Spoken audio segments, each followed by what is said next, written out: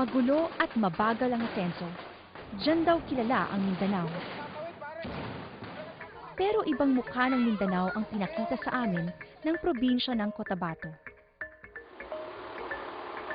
Nung makita ng mga tao na hindi pala tangkilikera, bulldozer yung dumarating, grader, piston, dump trucks, pinupur yung mga limestone, mga buhangin, to make a road towards that way.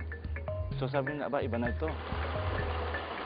Kung dati kahit kalabaw ay hirap sa paglabas-pasok sa mga sityong di naaabot ng sasakyan, iba na raw ngayon. Dahil sa proyektong infrastruktura ng lokal na pamahalaan, na ilalabas na ng mga mamamayan ang kanilang produkto sa merkado ng mabilis at ligtas.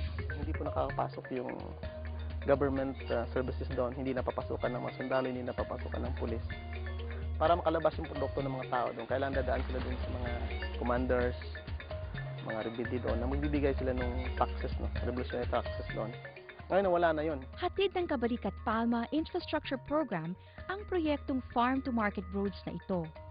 Ang Palma ay binubuo ng 5 munisipyo, Pigkawayan, Alamada, Libungan, Midsayap at Aliosan. Pinagsama-sama ang mga kagamitan at iba pang ambag ng bawat isa para madaling matapos ang proyekto. When they pull together, they try na pinakita sa amin sa probinsya na they can work without any assistance from DPWH. Bukod dito, tipid din ang proyektong ito. Ang cost po ng road na ginagawa ng Palma is just 30,000 plus compared to yung ginagawa po ng DPWH. 1 million per kilometer po yung rate nila. If you have 1 million, how many kilometers of roads na magawa mo nun? Sa kabuuan, umaabot ng 281 kilometers na ang natapos na daan sa 8 milyong piso lamang. Para sa mga mamamayan ng Cotabato, lalo na para sa maliliit na magsasaka, malaking tagumpay ang infrastructure program na ito. Ay, nasipag sila kasi noon mahirap ang pagtrabaho, pagkatapos malaki ang gastusin. Yung iba, nagpa-farm sila, maliit na lang kasi mahirap magpalabas ng produkto. Maliban pa sa pagsasaayos ng daan, pinagtutulong-tulungan na rin ng Palma ang iba pang programa. Sinisimulan na ngayon ang mga proyekto para sa kalikasan at sinusulong na rin ang Gender and Development Program. Kailangan alamin natin talaga kung ano ba talaga ang nangyayari dito sa kanila. Kasi kung malayo tayo sa kanila, we cannot even touch their lives or we cannot even touch their hands.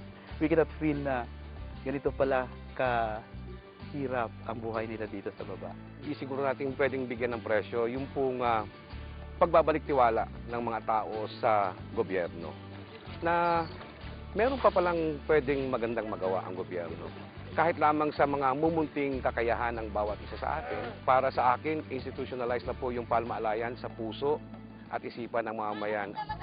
Dito sa Cotabato, pinatunayan ng Palma na walang maaaring maging balakid basta't nagsasama-sama at nagtutulungan.